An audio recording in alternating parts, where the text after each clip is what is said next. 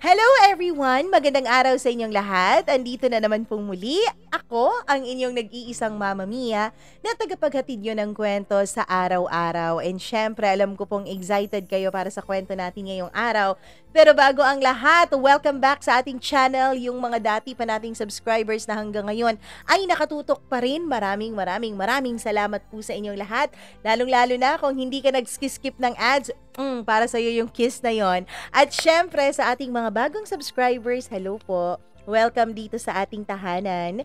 Na may magustuhan nyo pong magtambay dito, tumambay dito, mag-chill dito. Kahit isang oras lang sa isang araw o mahigit isang oras pala kasi may mga ads pa. Tapos paminsan-minsan mahigit isang oras yung kwento natin. So, mahigit isang oras pala. Yung mga 2 oras lang. Pero kung meron naman kayong maraming time na kung pwede nyo pong tambayan itong ating channel, mag-play lamang po kayo ng playlist kasi ang dami-dami na nating mga kwentong na i-upload. 4 na po yung playlist natin. Dear Mama Mia, pagkatapos 3 Season 1, Season 2, and Season 3. At syempre, mga 400 plus na po ang kwentong na i-upload natin. So kung bago ka sa ating channel, marami ka pong mumukbangin habang naghihintay ng panibagong upload. And syempre, yung mga naghihintay talaga, nako, yung mga palagi na lang refresh ng refresh kapag hindi nakakapag-upload on time si Mama Mia. Nako naman. Ang uploading natin is 12 to 1 p.m. So kapag paminsan-minsan may late po yan, paminsan-minsan 3 p.m., 4 p.m. Pero kapag 6 p.m. na wala pa rin, ibig sabihin wala talaga for that day. Pero atin pong sisikapin na ngayon ay araw-araw na tayong mag-a-upload ng mga kwento. Ang dami kong chika. Shout out na nga tayo. Hi kay Aubrey Ninji and happy birthday nga pala sa kanyang anak na si Ninji ngayong June 13. Advance happy birthday. Nako, ano ka pala, post-Independence Day. Hello kay Sally Buma, maraming salamat. Carlo Cahegas, hi! Thank you so much sa iyong pakikinig. Sheila Alday or Alday? Hi, maraming salamat. Mary Jane Cahudo, Maria Teresa Villa, hello kay Alcobar from Iloilo. Hi sa mga taga Iloilo. Ramil Ohina, maraming salamat from Angeles, Pampanga. Rams Luna, maraming salamat sa iyo. Christita Carpon from Calbayog City, Samar. Ayun, isa po siya sa mga nagmumukbang ng mga kwento natin. Hello po. Hello rin kay Joventina Season. Maraming salamat sa iyo. Connie Bathan, thank you so much. Honey Lee, maraming salamat. Hello pala sa Marana and Bathan family. Maraming salamat po sa inyong lahat. Manilyn Rada from Sibuyan, Romblon. Christy Dimitrial, ayan, Jeneline Mendez, sabi niya, yes, may upload. Kahapon na kwento yan. Hello po kay Rudy Bulay from Benguet. Maraming salamat. Liza De Castro, thank you so much. Hello rin kay Axelay. Maraming salamat. Na-miss daw niya ako dahil ilang araw akong absent. Mahigit 2 araw po. Kasi kahapon 4 p.m. na ata or 4:15 na ata na-upload yung kwento.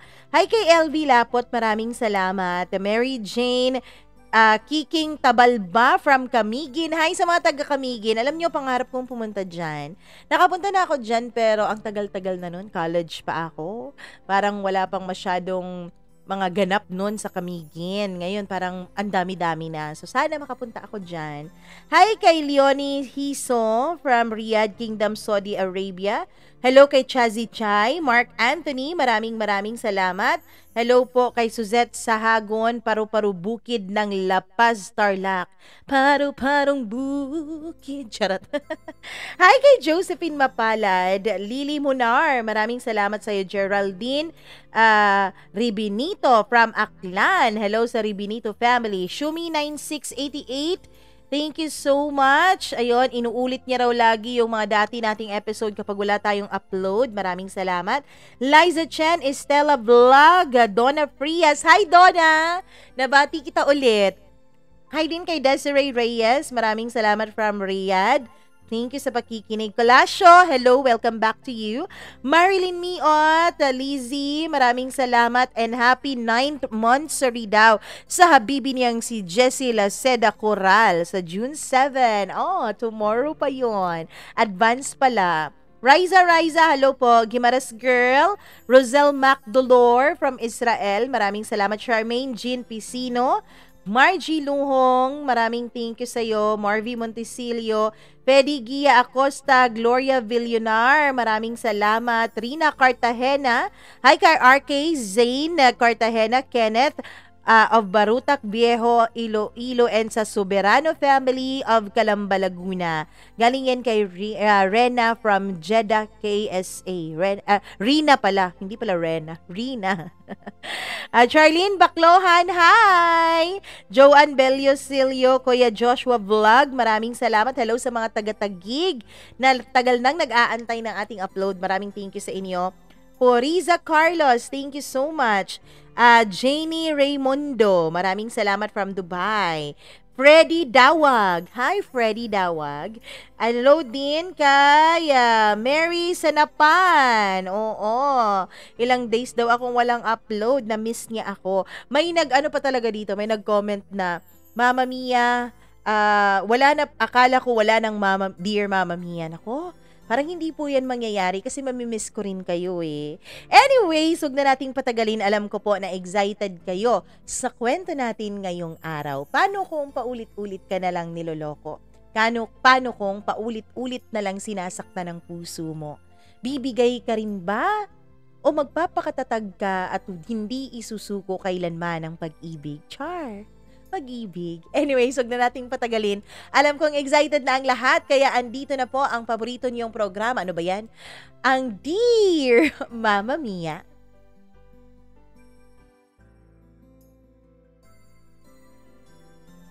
Lahat ng tao ay may limitasyon.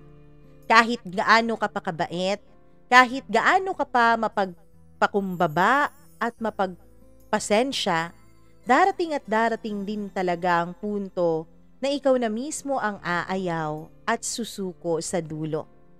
Naranasan mo na bang sumuko kahit mahal na mahal mo pa yung tao? Dear Mama Mia, magandang araw sa inyong lahat. Nagmahal po ako ng isang taong paulit-ulit akong sinasaktan at niloloko. Mama Mia, masasabi ko po na medyo mahaba-haba itong kwento ko. Ewan ko lang kung kakasya ito sa oras mo. Pero sana po kumasya talaga. Masasabi ko naman na kung ako lang ang magja-judge, ay worth it naman po itong basahin at pakinggan dahil meron pong matututunan, lalong-lalo na po yung mga dumadaan din sa pareho ko ng sitwasyon. And I hope po na mai-ere ito sa inyong channel dahil isa po ako sa libo-libo niyong tagapakinig. Mama Mia, you can judge me all you want. Pwede niyo po akong tawaging malandi, bruha. Pwede niyo po akong tawaging kung ano-ano dahil sa dami ng maling ginawa ko sa buhay.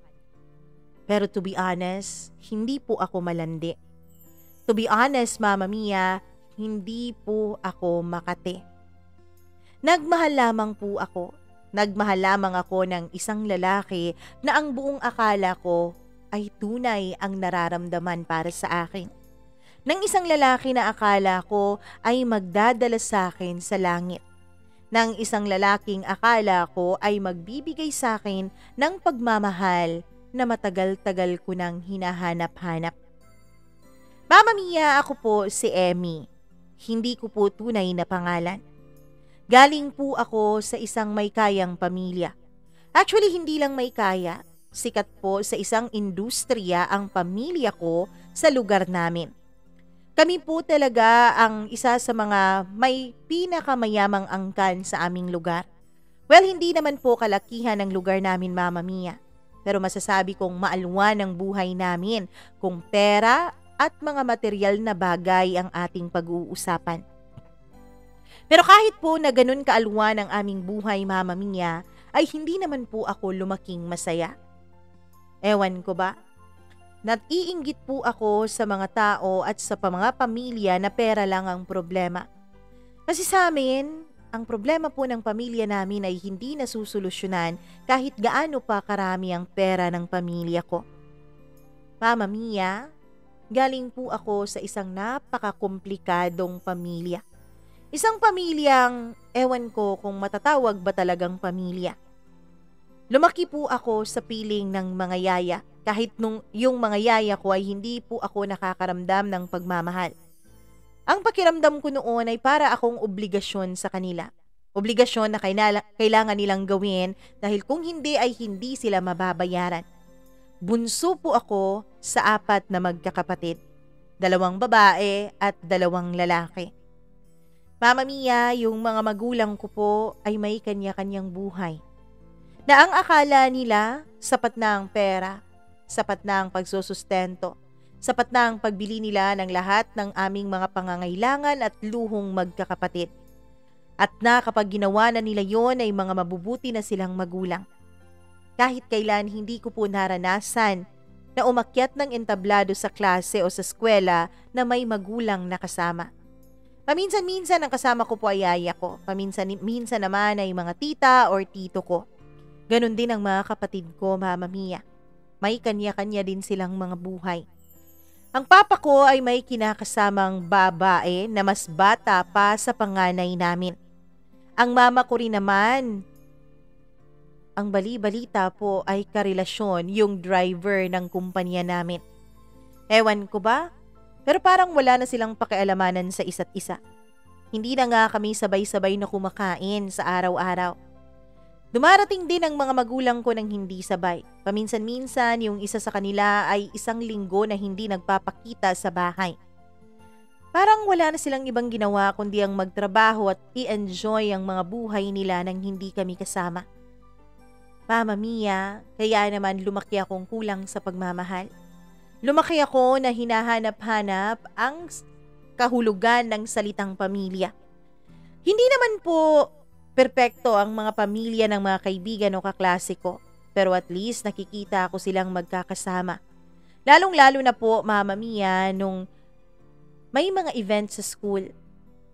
Ako po ay walang kasama. Kung meron man yung mga nakakatanda ko lang na mga kapatid o di kaya yaya. Kapag naman may family day sa school, Mama Mia, ako lang po talaga ang walang pamilya. Minsan-minsan ay hindi na lang ako sumasali. Lagi po akong pinapagalitan ng teacher namin dahil bakit daw ang tigas-tigas ng ulo ko. Ilang beses na raw niya akong sinabihan na papuntahin ang mga magulang ko. Ang hindi maintindihan ng guru ko noon, Mama Mia, ay hindi naman po ako ang problema. Sinasabihan ko naman ang mga magulang ko pero parang wala silang naririnig. Kapag naman pinipilit ko ang gusto ko ay lagi nilang sinasabi na si Yaya na lang daw ang papuntahin ko. Pagkatapos noon ay bibigyan ako ng 5 tig-1,000. Take note, elementary pa ako noon at high school, gano'n na kalaking pera ang binibigay nila sa akin. Money was never an issue naman talaga sa pamilya namin. Ang issue namin ay pagmamahalan. Na para bang binalot na ng pera ang buong pagkatao ng mga magulang ko. Mama Mia, dahil sa pagtatampo ko sa mga magulang ko, ay dito ko nakilala ang lalaking akala ko ay magbibigay sa akin ng kasiyahan at ng isang masaya at buong pamilya. I loved a man, Mama Mia. A man who I thought will always be by my side. Itago na lang natin siya sa pangalang Nash. Si Nash po, Mama Mia, ay nakilala ko sa pinaka-low na bahagi ng buhay ko. I was in misery that time, Mama Mia. Lumayas po kasi ako sa bahay namin. Kasi po nagkaroon ng alita ng mga kapatid ko. At nung sumabat ako ay pinagalitan nila ako. Nasampal pa ako ng kuya ko dahil matabil daw ang dila ko at wala raw akong preno. Kung ano-ano na raw ang sinasabi ko. At nung dumating ang mga magulang ko at sinabi ko sa kanila ang mga nangyari, ay wala silang reaksyon. Sabi nila malalaki na raw kami kaya kaya na raw namin ang aming mga sarili. Bakit daw parang mga grade 1 pa kami kung kumilos?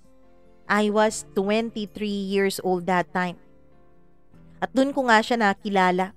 Sa isang bar, Mama Mia. Umiinom ako noon. Tinatawagan ko ang best friend ko dahil pinapapunta ko siya doon kasi nga malungkot na malungkot ako. Gusto ko nang kausap. Gusto ko nang makakasama. Pero hindi po nagpakita ang best friend ko. At sabi niya ay busy raw siya at may inaasikaso dahil na ospital daw ang mama niya. Hindi ko naman siya mapilit kasi nga mama niya yung na-ospital. Pinapapunta niya ako sa ospital, Mama Mia, pero alam kong mas madidepress lang ako doon. Maraming mga may sakit, kaya problema pa rin ang aabutan ko. Kaya naman napagdesisyonan ko noon na pumunta na lang sa isang bar na malapit lang din sa lugar namin. Habang umiinom ako noon, Mama Mia, ay may isang lalaking tumabi sa akin sa counter ng bar. Hindi kasi ako kumuha noon ng mesa kasi punuan. Pero sa mga counter naman ay may mga libre pang upuan kaya doon na lang ako naupo para malapit na rin sa bartender at para makapag-order na rin ako ng mga gusto ko. At nung naupo siya sa tabi ko, Mama Mia, nung una ay hindi ko pa siya napapansin. Kaya lang, nung dumuko ako ay nakita ko po ang uniforme niya. Uniforme ng isang army. Nung inangat ko ang paningin ko ay nakita kong nakatingin rin siya sa akin. Napakagwapo niya. Nakikita ko naman sa uniforme niya ang kanyang battalion pero hindi ko na lang sasabihin ng mga detalye, Mama Mia, nang sa ganoon ay walang ibang makakakilala sa kanya. Hindi kasi maganda ang image niya nitong kwento ko. At nung tinignan ko siya at tinitigan niya rin ako, ay nakita ko na para bang walang panghuhusga sa mga mata niya. Parang ang mga mata niya ay nagtatanong. Tinatanong kung bakit ako nandun. Tinatanong kung bakit ako malungkot. At dahil wala naman akong balak na kausapin siya, ay itinuon ko na lang ulit ang atensyon ko sa iniinom ko. Nakailang order pa ako noon, Mama Mia. Ganon kasi talaga ako kapag nade-depress. Alak po ang ginagawa kong sandalan. Mula nung college pa ako ay ganun talaga. Kaya lang by this time ay mag-isa lang akong umiinom. Kakalayas ko lang din kasi noon sa poder ng mga magulang ko at naghahanap ako noon ng matitirahan. Pwede naman akong umupa ng kahit saan ko gusto dahil may pera naman ako. Kaya lang, iniisip ko, Mama Mia, tinakasan ko nga ang bahay namin dahil malungkot. Ngayon ay mag-iisa pa rin ba ako? Malulungkot pa rin ba ako? Pero ang hindi ko inaasahan ay makikita ko pala sa bar na yon ang lalaking unti-unting papawi sa kalungkutan na aking nararamdaman. Mama Mia, unang-una sa lahat ay hindi po ako kagandahan. Hindi rin naman ako pangit. Ang sabi ng iba kung payat lang daw ako ay maganda ako. Oo, may itsura ako, pero kaya lang, Mama Mia, ay mataba ako. To be honest, para po akong isang drum ng tubig sa katabaan. Wala po talagang kakorba-korba ang katawan ko. Parang isang 1.5 na soft drinks. Ganon, straight na malaki. Kaya naman inaasahan ko na noon na wala talagang magkakagusto sa akin. Nagkakaroon naman ako ng mga boyfriends nung high school at college pero lahat ng yun ay ginagamit lamang ako. Panlibre, pambili ng mga kung ano-anong mga gustuhin nila. Para akong bakla noon, Mama Mia, na siyang gumagastos sa lalaki. Kaya naman mas lalo pong nanlumo ang paningin ko sa sarili ko. Parang walang magkakagusto sa akin kung hindi ko gagamitan ng pera. Kaya naman ayoko na lang talaga na mag-isip noon ng kung ano-ano at ayoko talagang magpapasok noon ng ibang lalaki sa buhay ko. Pero Mama Mia, kakaiba si Nash. Gwapo siya. Napakagwapo niya talaga. Ang totoo niya ay mas gwapo pa siya sa mga naging exes ko before. Kaya naisip ko, wala sigurong dahilan para pansinin ako ng lalaking ito. Unang-una sa lahat, hindi naman niya siguro kakailanganin ng pera ko kasi nga army siya. Sa tingin ko naman ay malaki ang mga sahod ng mga army, hindi ba? At isa pa, Mama Mia, ano bang magugustuhan niya sa akin? Siguro kung lalapitan man niya ako, ay para tanungin kung bakit ako nandoon. Para tanungin kung anong ginagawa ng isang babaeng hindi karapat-dapat sa bar. Pero Mama Mia, bigla na lang siyang nagsalita sa tabi ko. Niloko ka ba? Tanong niya. Akala ko nung una ay hindi ako ang kausap niya kaya baliwala lang sa akin yon. Miss, ayos ka lang ba? Sa pangalawang pagkakataon ay nagsalita siya kaya nilingon ko na siya. Nung nakita akong nakatingin siya sa akin ay hindi ko talaga alam kung ano ang magiging reaksyon ko.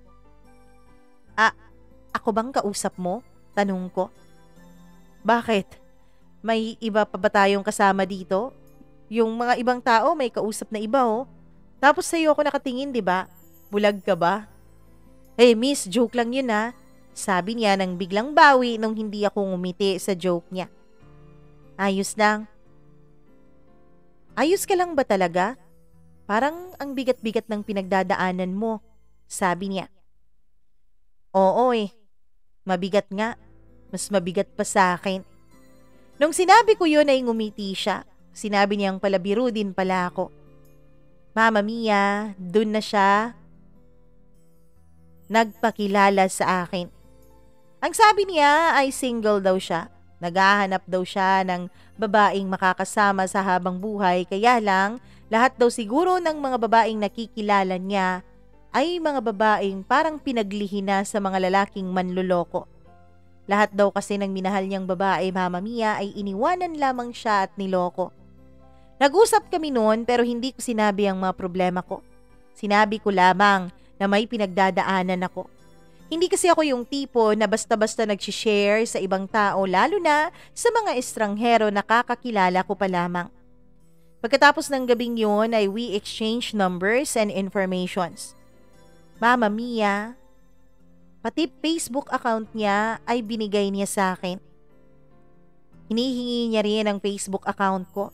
Ayoko sanang ibigay nung una pero ang sabi niya unfair ko raw kasi nga siya ay agad-agad na pinagkatiwala sa akin ang account niya. Kung sabihin mo namang pinagkatiwala, akala mo talaga si Bill Gates ka, sabi ko na tumatawa. Ayan, napatawa na kita. Sige na, bigay mo na sa akin yung Facebook mo. Bakit ba kailangan mo ng Facebook ko, Nash? Gusto kitang maging kaibigan dun eh. Talaga ba? At bakit mo naman ako gustong maging kaibigan? Hindi ka ba nahihiya? Kanina pa tayo pinagtitinginan ng mga babae dun sa dulong table oh. Siguro iniisip nila, katulong mo ko. O di kaya iniisip nila ate mo ko. Ano ka ba? Kaya ka siguro nalulungkot eh. Kasi mas inuuna mo ang iniisip ng ibang tao kaysa sa sarili mo. Mama Mia, para yung pana na tumarak sa dibdib ko. Paano niya ako nabasa? Siguro nga kaya hindi ako masaya dahil doon. Dahil lagi akong nag-aalala. Lagi kong inaalala kung ano ang sasabihin ng ibang tao.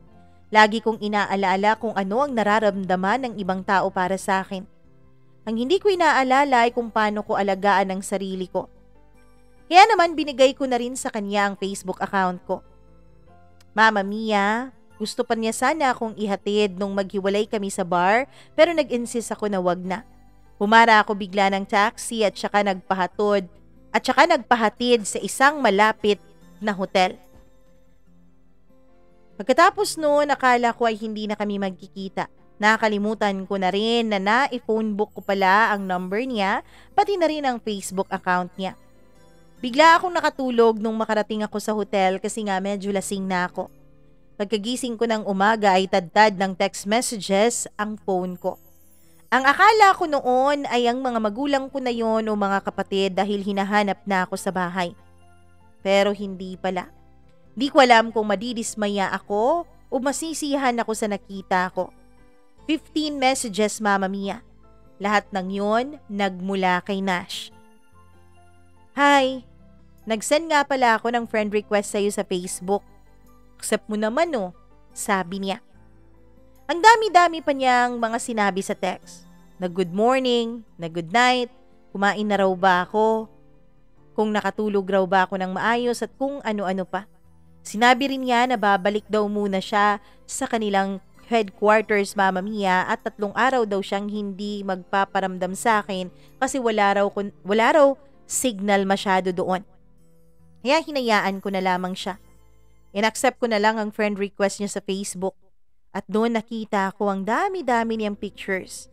Ang dami-dami niyang mga selfie. May mga pictures din na kasama niya ang kaniyang mga pamilya. Tingin ko naman ay pamilya yun dahil may nakalagay sa caption na #family is love.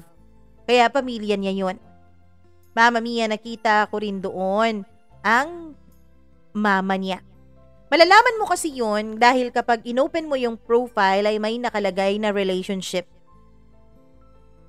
Pagkatapos nun, Mama Mia, ay naligo na ako. Lumipas ang 3 araw nung bigla siyang tumawag sa akin. Hello? Emmy? Hello, Nash? Nakalabas ka na ba ng kampo? Oo nandito ako sa city. Pwede bang magkita tayo? Sabi niya.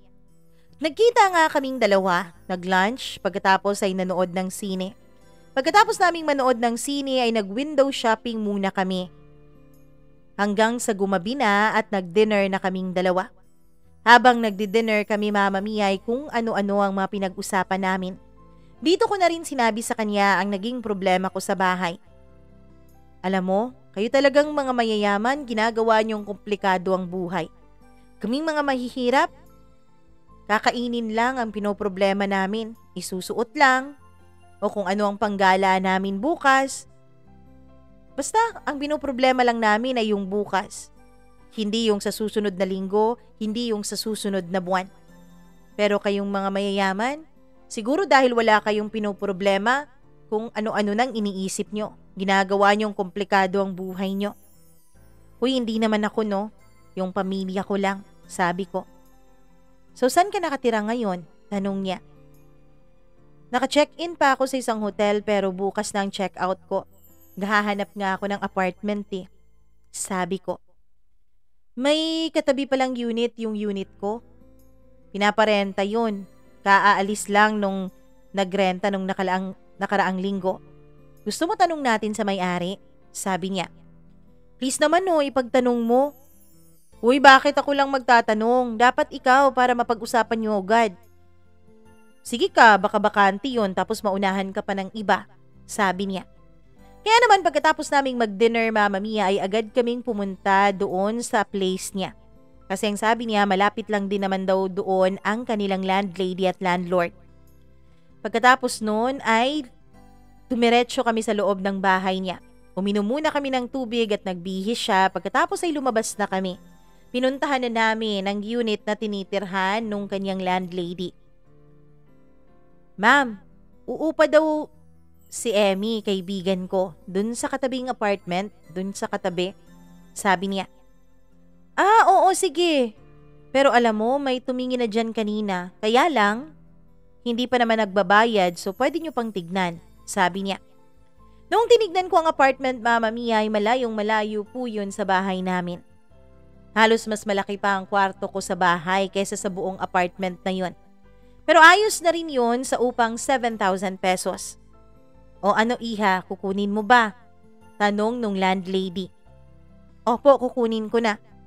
Pero iha, paunahan na lang kayo nung tumingin kanina ha, kung sino ang unang makapag-down payment. 2 months advance at 2 months deposit kasi ang hinihingi ko. Sabi niya. Babayaran ko na po ngayon. Bukas na po ako lilipat para hindi nyo na po ibigay sa iba. Sabi ko. Agad-agad kong binayaran ng 28,000 yung landlady, Mama Mia. Pagkatapos ay umalis na siya. Aalis na rin sana ako nung bigla akong inaya ni Nash na mag-movie marathon na lang daw sa loob ng unit niya. May bago raw kasi siyang renta na mga tapes. Oo, Mama Mia, mahilig pa siya noon sa mga CD at VCD. Kaya naman dahil wala akong gagawin ay pumayag na lang ako. Dahil sabi niya, ihahatid naman daw niya ako sa hotel at tutulungan niya akong maglipat kinabukasan. Pero Mama Mia, ang hindi ko alam ay doon pala sa pag-movie marathon namin mag-uumpisa ang storya naming dalawa ni Nash. Habang nanonood kami ng movie ay hindi ko alam na may mga hot palang eksena ang movie na yon. Hindi lang isa, hindi lang dalawa, kundi 5 hot scenes talaga, Mama Mia. Yung scene na talagang pinapakita yung upper part ng katawan ng babae at pinapakita din ang buong katawan ng lalaki maliban lamang sa kanyang pag-aari. Kaya Mama Mia, hindi ko alam pero bigla akong nag-init nun. Pinakiramdaman ko lang ang paligid. Hanggang sa unti-unti ay nararamdaman ko ang paglapit ni Nash sa akin. Tinignan ko siya, Mama Mia. Tumitig siya sa akin. Nahihiya man pero nakipagtitigan ako sa kanya. Naglabanan ang mga tingin naming dalawa. Pakiramdam ko noon ay mas lalo akong nag-init. Hanggang sa hinawakan niya ang balikat ko. Hanggang sa hinawakan niya ang mukha ko. Hinaplos niya ang jawline ko, Mama Mia. Pagkatapos noon ay bigla niyang kinabig ang lieg ko at bigla niya akong hinalikan. Halik na nung una ay banayad, nung una ay malambot, nung una ay parang mga butterflies lang na unti-unting dumadampi sa mga bulaklak. Pero nung hindi ako umimik, Mama Mia, nung binuksan ko ng konti ang bibig ko ay nagulat na lang ako dahil nagbago ang ritmo ng halik ni Nash sa akin. Bigla niyang ipinasok sa loob ng bibig ko ang kanyang dila. Pagkatapos, Mama Mia, ay hinalikan niya ako nang parang wala nang bukas. Ako naman nung una ay nagulat pero kalaunan ay bumigay na rin ako. Kalaunan ay binigay ko na rin sa kanya ang katulad ng intensity binibigay niya sa akin. Hanggang sa unti-unti ay hinubad na niya ang kanyang suot na damit. Ako din naman, Mama Mia, ay naghubad na rin. Hindi po unang experience ko si Nash. Kasi sabi ko nga sa inyo, may mga naging boyfriend na rin ako dati. Lahat ng mga yun ay may nangyari rin naman sa amin. Pero si Nash po ang unang lalaking may nangyari sa aming dalawa nang wala akong ginagastos ni piso. Mama Mia, ewan ko ba? Kahit na nahihiya ako noon sa katawan kong malaki, pero hindi po yun pinaramdam sa akin ni Nash. Ang pinaparamdam po niya sa akin ay napakaganda ko po. Pinaparamdam niya sa akin na ako ang pinakamagandang dilag na kanyang inilagay sa kama niya. Hinangkin ako ni Nash nung gabing yun. Pag-angkin niya sa akin, pakiramdam ko ay punong-puno yun ng respeto at pagmamahal. Kaya naman, Mama Mia, nasiyahan ako sa ginawa namin. Kinabukasan ay nagising na lang ako na pagod ang katawan ko. Wala na si Nash sa tabi ko. Babangon na sana ako nung bigla siyang pumasok. Uy, gising ka na pala. Saktong-sakto, kakabili ko lang ng pandesal. Luto na rin yung itlog at hotdog. Tara na sa baba. Kumain na tayo at magkape nang makapagsimula na tayong ilipat yung mga gamit mo. Nakuha mo na pala yung susi kagabi, no? Sabi niya. Oo, nakuha ko na. Binigay na nung landlady. Kung sana mas naunang may nangyari sa atin, sana dito ka na lang sa apartment ko.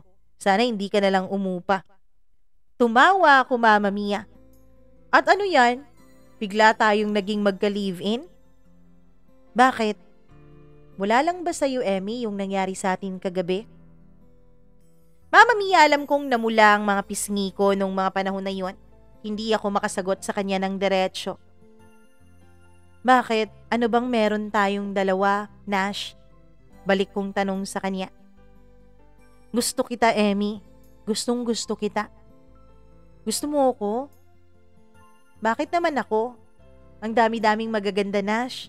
Pwede namang gawin natin na for experience lang ang nangyari kagabi. Baka first time mong experience sa matabang babae. Ayos lang din sa akin yun, sabi ko. Hindi naman yun ang ibig kong sabihin. Gusto ko magkaroon tayo ng relasyon, Emmy. Mahal kita. Sa'yo lang ako nakakaramdam ng ganito. Sa'yo ko lang naramdaman na pinapakinggan ako. Sa'yo ko lang naramdaman na hindi ako inuhusgahan. Sabi niya. Mama Mia, naging makulit si Nash sa buong araw ng paglilipat namin ng mga gamit ko. At nung makalipat na nga ako dahil maliit lang naman ang mga gamit ko. Mga damit lang naman yon. Pagkatapos naming lumipat at maglinis, sabi ko ay aalis muna ako at bibili ng mga kakailanganin kong appliances sa apartment. Sabi niya sasamahan na niya ako, Mama Mia. Nang sa ganon ay maituro niya sa akin ang mga tipid hacks na alam daw niya. Kaya naman sumama siya sa akin.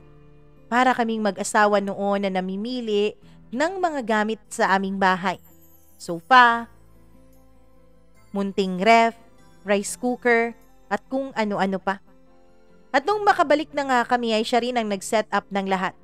Pagkatapos niyang mag-set up ay pawis na pawis siya kaya kumuha ako ng tuwalya at binigay ko yun sa kanya. Pagkabigay ko ng tuwalya ay bigla niya akong kinabig at niyakap. Mama Mia, ewan ko ba, siguro ganun talaga ang mga army, mga malalakas, mga mama-muscle. Kasi kahit sa taba kong ito ay talaga namang kayang-kaya niya akong hilahin ng walang kahirap-hirap. Kayang-kaya niya akong kabigin nang hindi siya nahihirapan. Niyakap niya ako, pagkatapos ay hinalikan. Pagkatapos ay naghalikan kami at doon ay muling may nangyari sa amin. Paulit-ulit. Hanggang sa naging magkarelasyon na nga kami, Mama Mia.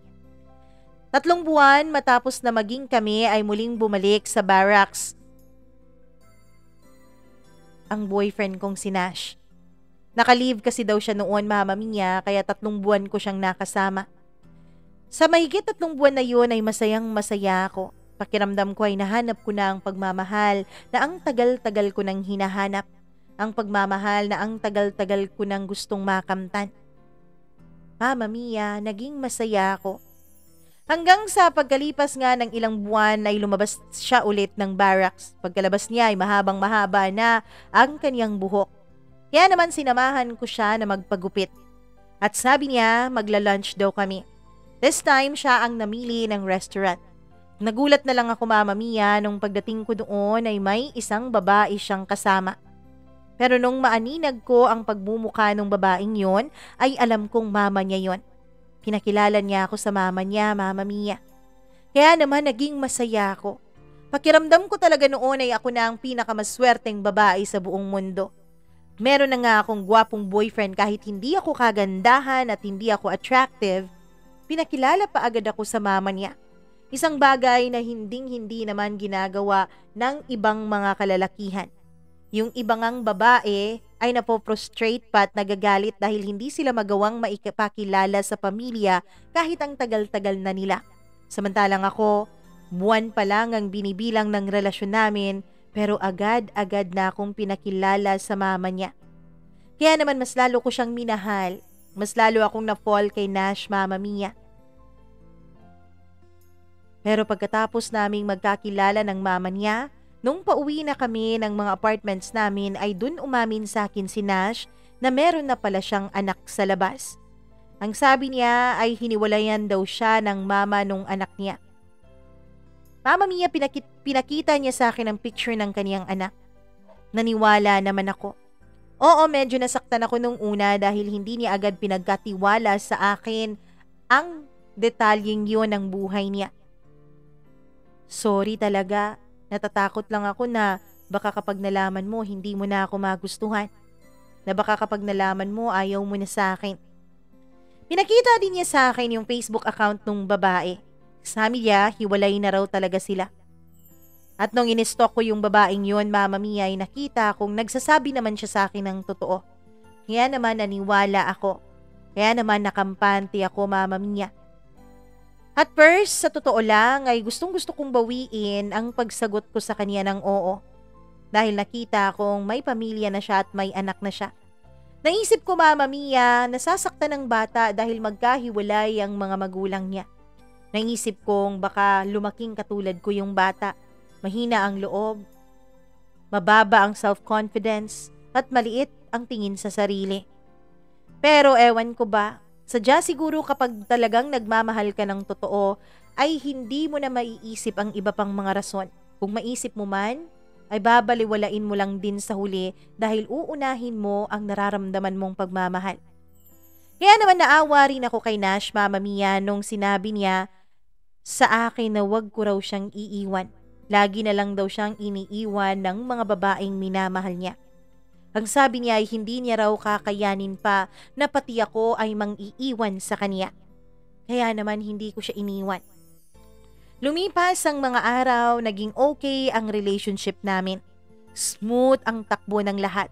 He was so sweet, Mama Mia. At bukod doon ay palabiro rin siya.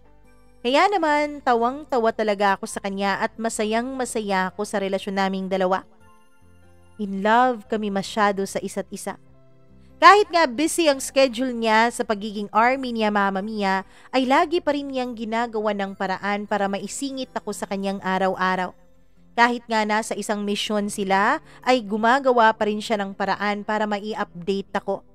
Lagi niya akong ka-text at katawagan kapag may oras.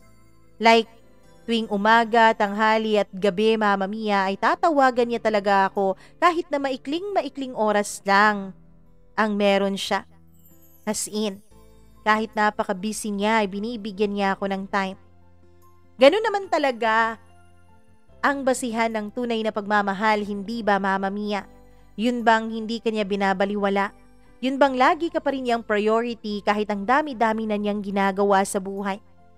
Ganun niya ako kamahal, Mama Mia.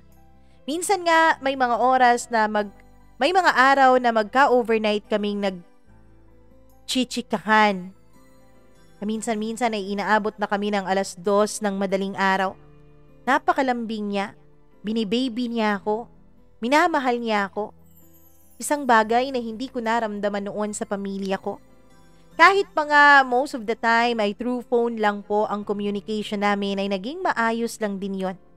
Dahil wala naman akong nararamdaman na pagkukulang sa kanya. Lagi pa rin siyang malambing sa akin. Hanggang sa lumipas ang ilan pang mga buwan, dito, Mama Mia, ay unti-unti na rin kaming naging close ng mama niya.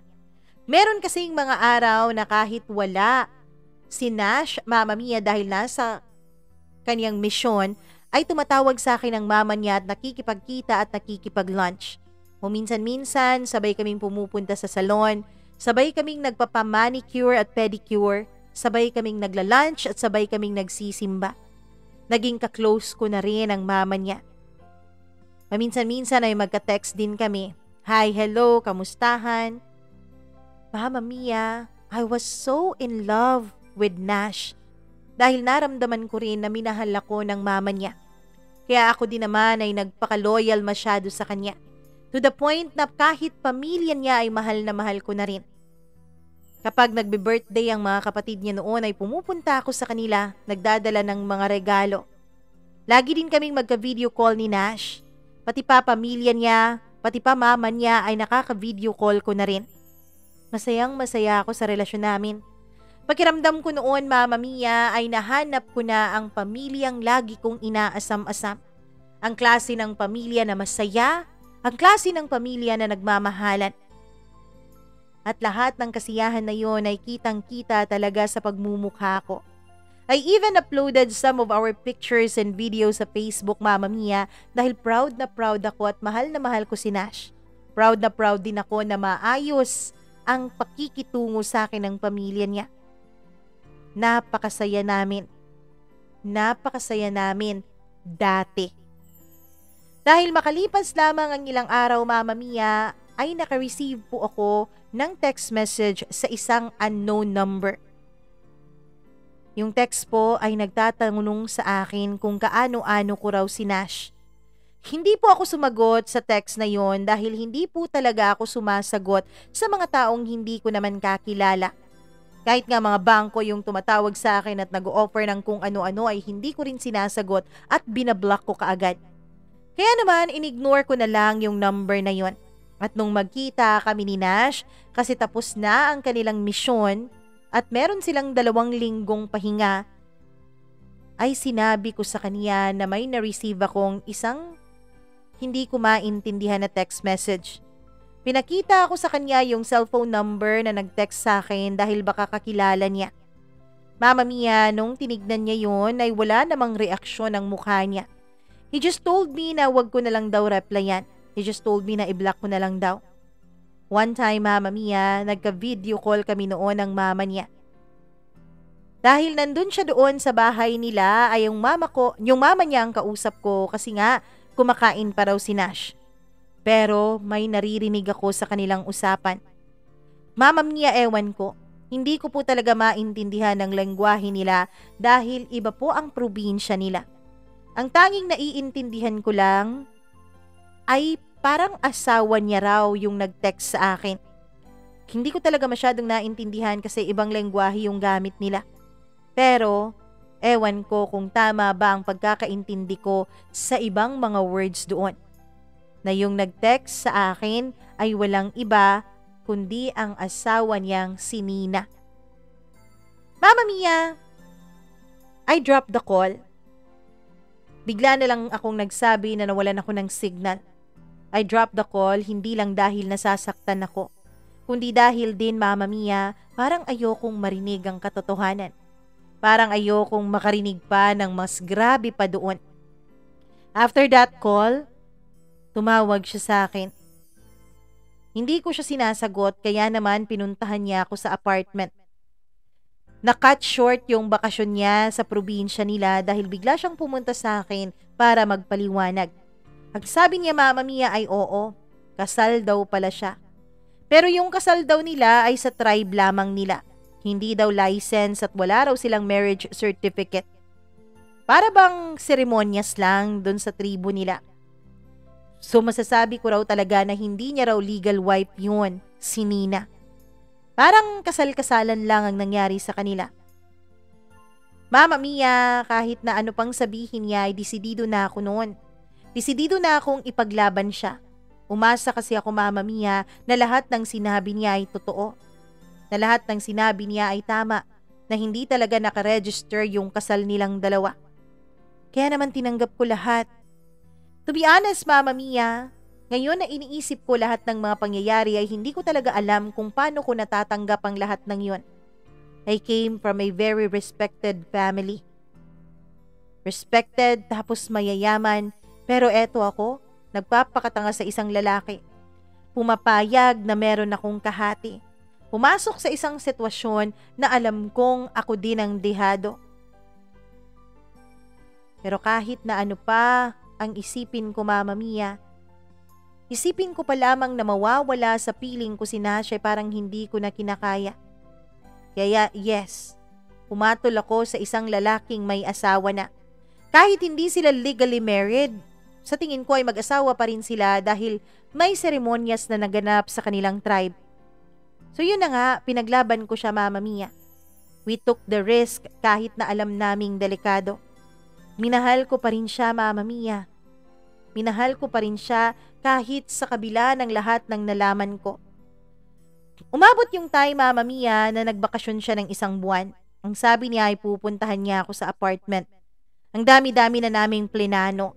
Nagplano pa kami na magbabakasyon kami sa isang resort ng 1 linggo. Napaka-okay pa namin that time. Pero lumipas ang mga araw, Mama Mia. Palapit na ng palapit ang araw ng pagdating niya sa apartment. 2 days na lang ay makakarating na siya, pero nung mga panahon na yun ay hindi ko na siya makontak. Ang sabi niya, Mama Mia, kapag tinitext niya ako ay busy siya. Hanggang sa dumating na ang araw, napupunta na dapat siya sa apartment namin. Pero bigla na lang akong nakablock sa mga social media accounts niya. Nung tinatawagan ko siya, ay bigla na lang pong nagiging busy. Na para bang nakablock ako. Tapos, Mama Mia, ang hindi ko alam ay pinalitan pala niya yung number ko. Pinalitan niya ng pangalang panglalaki. At nung gumagabi na, umaasa pa rin akong darating siya. Umaasa pa rin ako na matutuloy ang plano naming bonding kinabukasan sa isang resort. Nakapag-book na kasi ako noon, Mama Mia. Nabayaran ko na rin ang resort na yon. Nakatulog na ako nung biglang may tumawag. Napabalikwas pa ako nung makita ko ang pangalan niyang rumehestro sa cellphone ko. Agad-agad ko yung sinagot, Mama Mia. Hello? Sagot ko. Hello? Sagot din ng babae sa kabilang linya. Hello, sino ka? Tanong niya ulit. Baka po wrong number ka, sabi ko. Hindi ako wrong number. Andito ka sa cellphone ng asawa ko. Ikaw lang ang hindi ko kakilala dito.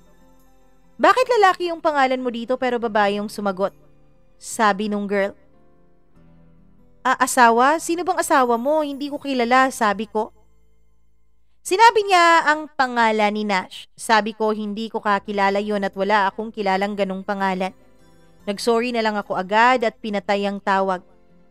Pagkatapos ay tumawag siya ulit, Mama Mia, pero hindi ko na sinasagot dahil alam kong asawa niya ulit yon.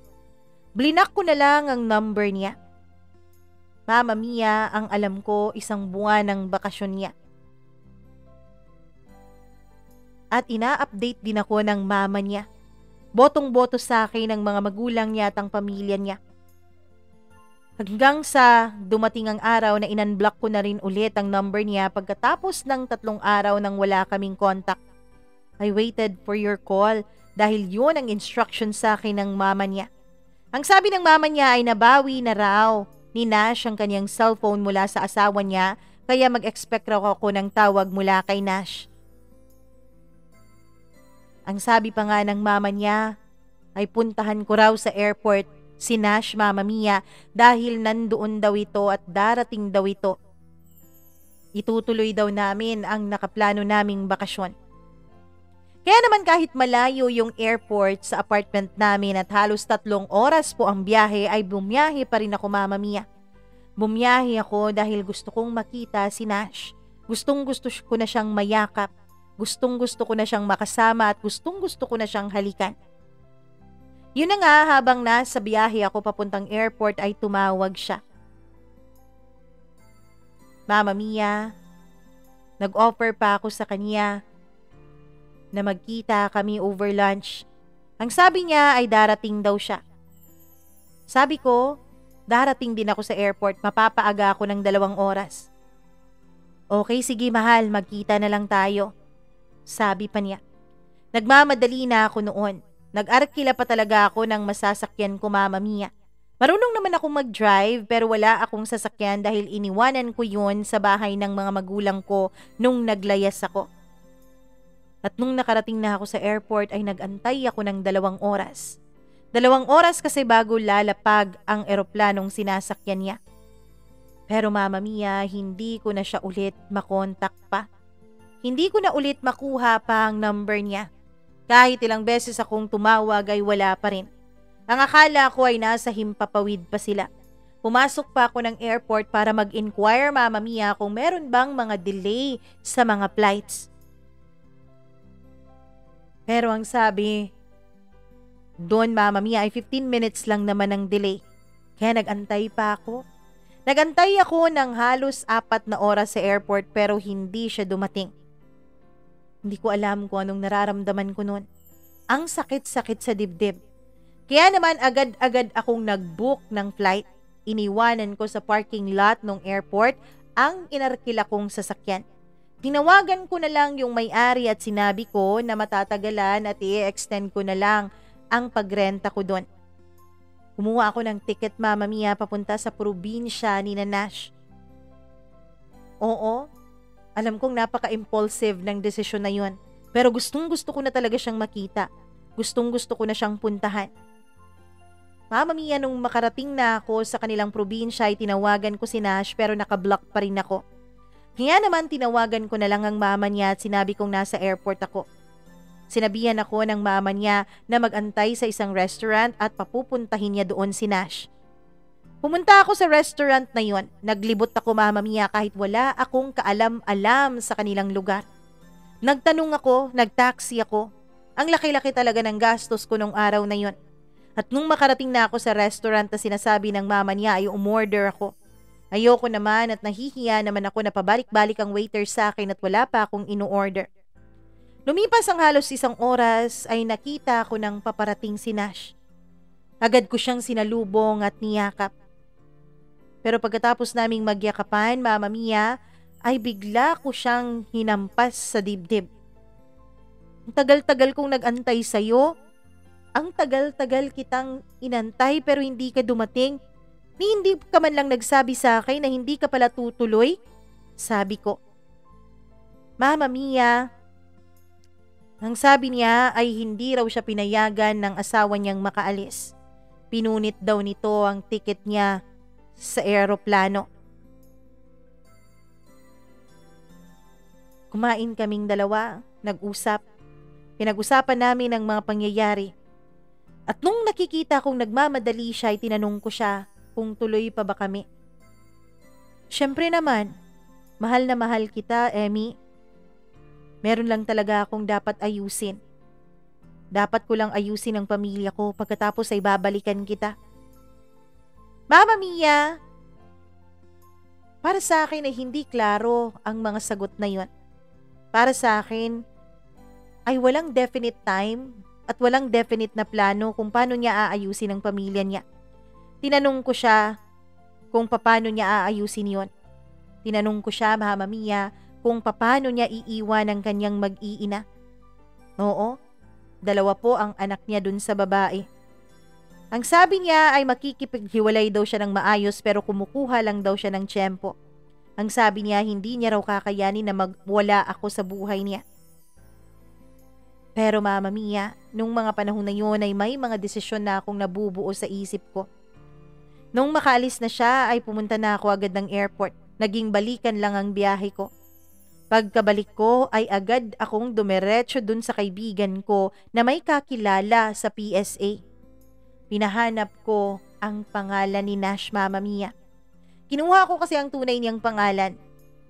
Nung umalis siya at pumuntang CR ay naiwan po ang kanyang wallet habang kumakain kami noon sa restaurant. Binuksan ko yon at pinicturan ko ang driver's license niya kaya nakuha ko ang buo niyang pangalan.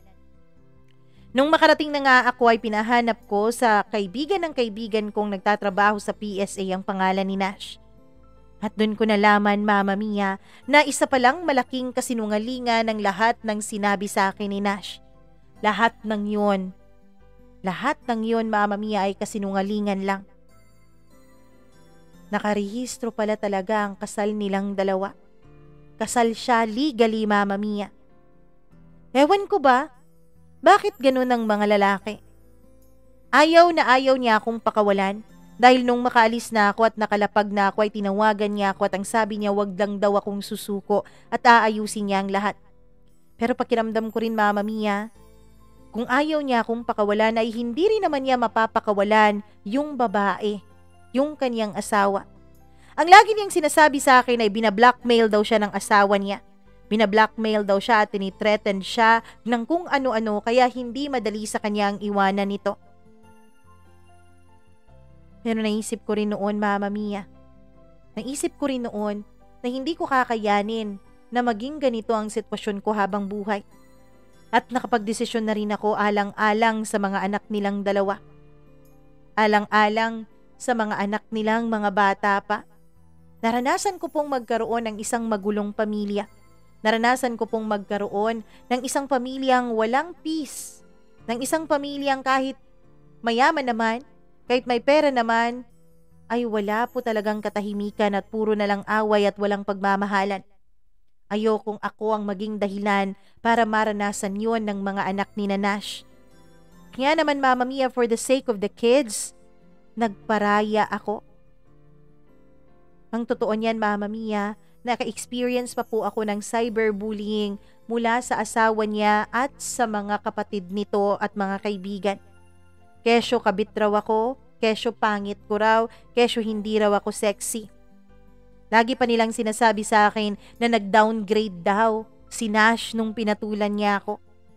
Never ever in my life have I experienced such miserable things. Hindi talaga ako naka-experience ng ganun. Never ko naman ding in-expect, Mama Mia, na magiging kabit talaga ako. Narealize ko lang na naging kabit niya ako nung patapos na ang lahat. I was so down nung mga panahon na yun. I get to the point, Mama Mia, na every morning, every hour, halos sa isang araw ay umiiyak ako. Ang totoo na niyan, I tried to even unalive myself. Oo, Mama Mia. Inisip ko noong tapusin na rin pati buhay ko. Buti na lang at hindi ako nag-succeed at nakita ako ng kaibigan ko. Kaya naman umalis na rin ako sa apartment na yon bago pa makabalik si Nash. Lumipat ako sa isang apartment na kinuha sa akin ng kaibigan ko. Umalis ako nang walang paalam. Umalis ako nang wala man lang mensahe para kay Nash. Nag-change ako ng number, Mama Mia. Nag-change ako ng lahat, pati na mga social media accounts ko ay dine-activate ko rin. Ayoko na mahanap niya ako. Ayoko na makita niya ako. Dahil alam ko, Mama Mia, na kapag magkikita ulit kaming dalawa ni Nash, ay bibigay ulit ang puso ko. Hanggang sa mabilis na lumipas ang 10 buwan, may nakilala ako, si JM. Si JM, Mama Mia, he courted me formally. Hindi siya masyadong gwapo. Actually, mas gwapo nga si Nasha kanya. Pero of course, mabait siya at napaka-formal niya. He made me feel like I'm the most beautiful woman sa buong mundo. Mama Mia, mahal na mahal ako ni JM. Hindi niya ako pinapaiyak, hindi niya ako pinapa-overthink. At ginagawa niya ang lahat ng mga paraan na alam niya para mapanatili lamang akong masaya. At pagkatapos po ng halos 5 buwan ng panliligaw ni JM sa akin, I finally said yes to him. Pero Mama Mia, ilang araw pa lang mula nung sinagot ko si JM ay bigla na namang nagparamdam si Nash. Ewan ko kung paano niya nakuha ang bagong cellphone number ko. Basta isang araw ay meron na lang nag-text sa akin ng isang unknown number. As usual, hindi ko po yun pinapansin. Pero Mama Mia, pagkatapos ng halos 10 text messages na pinadala niya ay nagpakilala siya sa akin. Inamin niyang siya si Nash at kinamusta niya ako. Blinak ko agad ang number niya. Hanggang sa lumipas pa ang ilang mga buwan at nag-celebrate kami ni JM ng aming 6-month sari. This time, Mama Mia, ay gumawa na naman siya o nagpalit na naman si Nash ng iba pang number at nakiusap na kausapin ko siya. Mama Mia, ang sabi ko sa sarili ko, matatag na naman na siguro ako. Kaya ko na naman sigurong harapin ulit si Nash. Sabi ko oras na rin siguro para magkaroon kami ng closure na dalawa. Kaya naman, nag-desisyon kami na magla-lunch. Mama Mia, nung nasa restaurant na kami, ay bigla siyang umiyak sa harapan ko. Tinanong niya ako kung bakit umalis daw ako nang walang paalam, kung bakit hindi ko raw siya hinintay. Ang sabi niya, Mama Mia, handa na raw siya ngayon na iwanan ng asawa niya. Pero ang sabi ko, wag na. Wala na siyang babalikan pa sa akin at wala na rin akong balak na bumalik sa kanya. May bago ka na? Tanong niya sa akin. Oo, sabi ko. Sige. Maiwan na lang kita. Sana maging masaya ka. Sana maging maligaya ka. Sana hindi ka niya paiyakin tulad ng pagpapaiyak ko sa'yo. Huwag kang mag-alala. Hindi niya yun gagawin sa akin, sabi ko. Mama Mia, alam kong ini-stalk pa rin ako ni Nash hanggang ngayon sa mga social media accounts ko. Nag-reactivate na kasi ako ng lahat ng mga social media accounts ko, Mama Mia. May mga pagkakataon pa na nagre-react siya sa akin sa mga post ko tungkol sa aming dalawa ni JM. Para bang naging fan siya ng relationship naming dalawa ni JM. Pero wala na akong pakialam. Dahil nung muli kong nakita si Nash sa restaurant na yon, ay napagtanto ko, Mama Mia. Napagtanto ko na hindi ko na siya mahal. Oo, may kirot pa rin. Oo, bumabalik pa rin ang mga alaala sa isip at puso ko. Pero this time, sigurado na ako na si JM na ang mahal ko. Sa buhay, Mama Mia, dapat alam natin kung paano mamili at kung paano magdesisyon kung ano ang tama. Huwag yung palaging padalos-dalos. And most importantly, dapat makinig tayo sa boses ng Diyos. Huwag yung puro gusto na lang natin ang ating susundin. Huwag yung puro biglaan na lang ang mga desisyon natin sa buhay. Bago tayo magdesisyon, lalo na kung mga malalaking desisyon at makakaapekto ng ating mga pagkatao, dapat magdasal muna. Dahil laging nandyan si Lord para gabayan tayong lahat. As of now, Mama Mia, ay masayang-masaya kaming dalawa ni JM sa buhay namin. He is a million times sweeter than Nash. And I am so blessed, Mama Mia, na dumating si JM sa buhay ko. Kahit kailan, kahit alam na niya lahat ng mga nangyari sa akin, pati na yung pagiging kabit ko ng ilang buwan, ay tinanggap niya ako ng walang judgment sa nakaraan ko. Mama Mia, siya pa ang nagsabi sa akin na dapat patawarin ko na ang sarili ko at kalimutan ko na ang lahat. Ngayon, Mama Mia, ay buntis na ako sa pangalawang anak namin ni JM. Oo, naikasal na rin kami. At oo, unti-unti ay naging maayos na rin ang pamilya namin ng mga magulang ko. Hindi na nagkabalikan ng mga magulang ko at nag-file na rin sila ng formal annulment sa kasal nila. Yung mga kapatid ko naman ay may kanya-kanya na ring mga asawa. Isa lang talaga ang dasal ko ngayon, na sana tulungan ako ng Diyos na wag nang ulitin pa ang mga pagkakamali ko dati at wag nang daanan pa lahat ng mga pinagdaanan ko. At lalong-lalo na wag pagdaanan ng mga anak ko ang hirap na mga pinagdaanan ko noon. Alam kong hindi ako pababayaan ng Diyos. Maraming salamat, Mama Mia. At ito lang talaga ang tip ko sa lahat ng mga nakikinig at nanonood ngayon ng storya ko. Huwag magmadali para hindi sabungi mauwi. Thank you po for patiently reading my confession at syempre maraming salamat din sa mga mapagpasensyang mga tagapakinig nyo.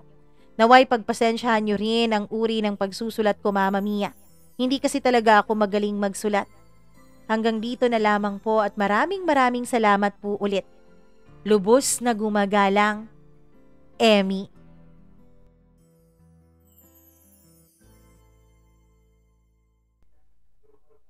Napakaganda naman ng naging kwento ng buhay ni Emmy. Totoo naman talaga na lahat tayo ay darating sa punto na makakagawa tayo ng mga maling desisyon sa buhay dahil wala naman talagang perpekto.